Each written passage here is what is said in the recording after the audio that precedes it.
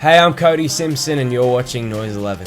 There's only me, there's only you.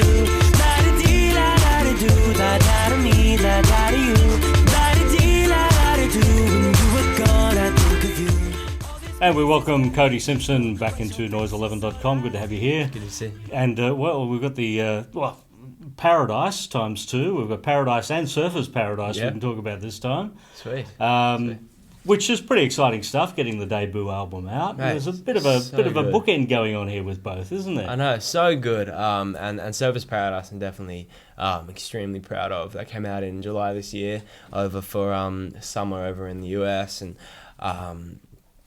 man, I'm so proud of that one. You know, it was something that I had envisioned for a while. You know, to be able to make an album that was, you know, inspired by, you know, my lifestyle and childhood culture and everything, and I wanted to name it after, you know, place in my hometown, and the music definitely reflects all of that. And I was really excited to sort of create an album that I had envisioned in my head for a little while. So, do you have to explain to the Americans what and where Surfers Paradise is? Yeah, most of the time I got to explain it. A couple of people know where it is, but usually I have to explain it. And even if they don't know, the title in general, you know, without, you know, any backstory, still reflects the music nicely. So yeah, so I guess they all know Gold Coast, don't they? To be honest, like not as much as you would expect. Really? Yeah. Wow. It's quite crazy over there. Like, I'm like, yeah, I'm from the Gold Coast. So like, we don't know where that is. we know where Sydney is, and that's it.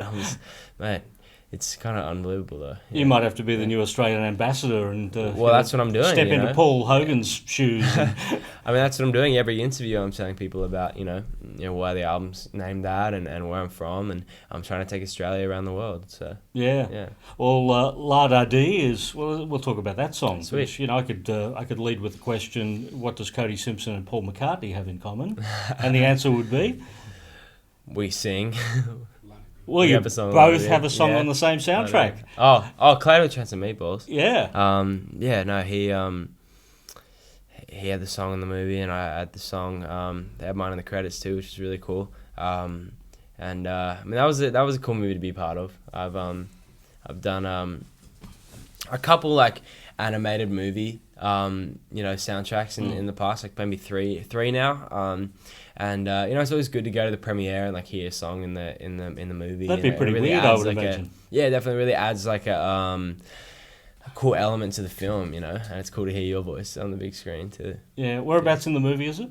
It's the whole credits. Yeah, they have these like really cool, like, you know, some of the credits they do really interesting things with them where they keep, you know, some of the scenes for it and put a bunch of cool animation throughout, so people stay and listen, and it looks really cool. Yeah. And it's one of the songs that you've stripped back for the acoustic sessions. Yes.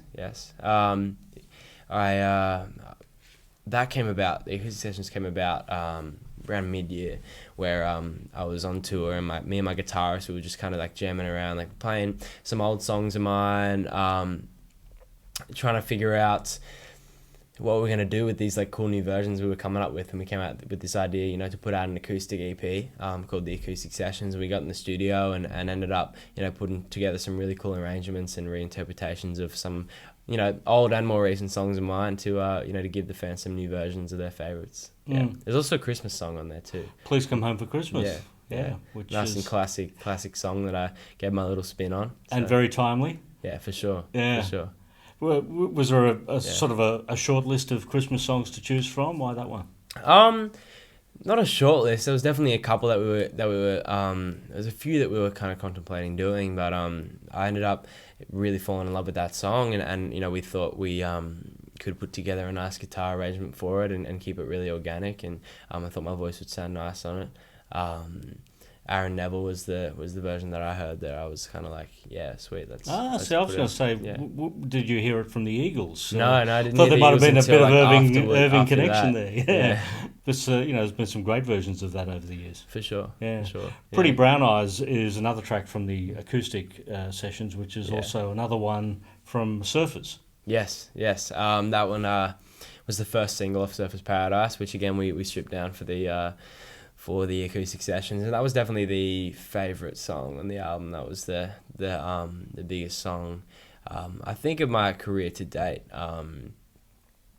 as far as, you know, the way it's going, you know, in the US and around the world. And, you know, we just wanted to create an anthem for, you know, all the girls with brown eyes, because there hadn't been one in a while. So, and we kind of realized, hey, I traveled all around the world, South America, Europe, and everywhere, and, you know, Asia, and there's so many places that you go where, you know, brown eyes is just such a common, you know, eye color, you know, spanning across so many different races. And I was just like, hey, why not create an anthem for it? And you know, the fans all around the world are loving it so far. So yeah. Wish You Were Here is one of the, well, I was going to say one of the older tracks, not that old. It's from the Paradise record. Yeah, that's a good one. We wanted to, you know, besides Pretty Brown Eyes and Lighter D, we wanted to take, you know, a couple like older ones that were also, you know, kind of from a little earlier in my career when they were still, you know, we're still producing them in more of like a younger dance pop type way, and kind of be able to take those songs now.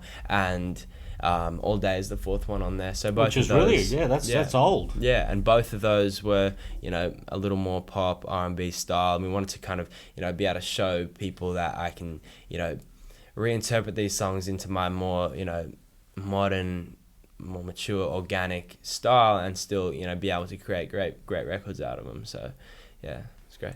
Yeah, well, All Day from For You, and For You was 2010. Yeah. Which must seem like a long time ago. Time ago. It's right the very start of the recording career. Exactly. That was the first time I ever got in the studio, probably 3 years ago.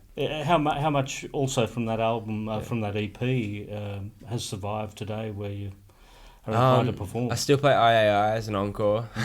It's definitely just, you know, a fan favourite from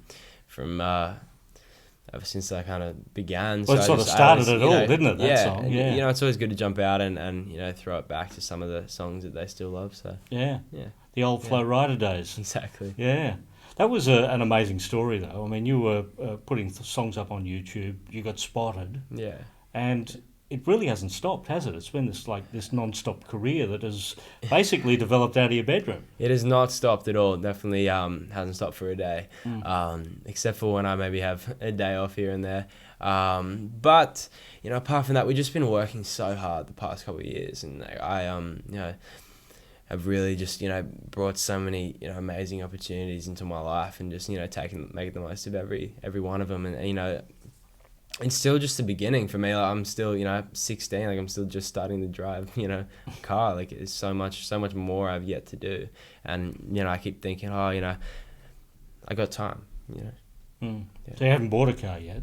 I have, yeah. I got one for my mum and myself to share. And it was a car that she'd always wanted, and always wanted to be able to get that for her. And we did that this year. So I would imagine living in California, you'd have to have the convertible. Pardon? No convertible. No? Something safer, yeah. You haven't gone the four-wheel drive, have we? Yeah, like the Range Rover. Yeah? So, yeah. Oh, well, there we go. Look out on the streets. It'll be the guy with the P plates or whatever you get to drive around in over there. The really, I guess, kick for the career came when Scooter Braun got involved with what you were doing. Yeah. How did that come about? I'd met with him a couple of times. I was looking for new management, and he was, you know, really keen to get involved, and you know, we put a great team around me, and Scooter being one of the primary guys in that team, and him and a guy named Matt Graham, who's you know, my manager day to day, handles all of the, you know, basically everything, and Scooter kind of oversees it all, and brings in some great opportunities. So yeah. And Scooter also manages Justin Bieber. You're on tour with Justin Bieber. He manages a lot of different artists now. He's definitely widening his umbrella. So yeah. Are there talks of collaborations with the artists within the Scooter Braun camp? They've definitely done them in the past. I don't know if there's an artist that I would love to collaborate with, other than I mean, Justin and I have talked about doing stuff in the past, and we've definitely got in the studio a couple of times and started working on things. Nothing that ever kind of came out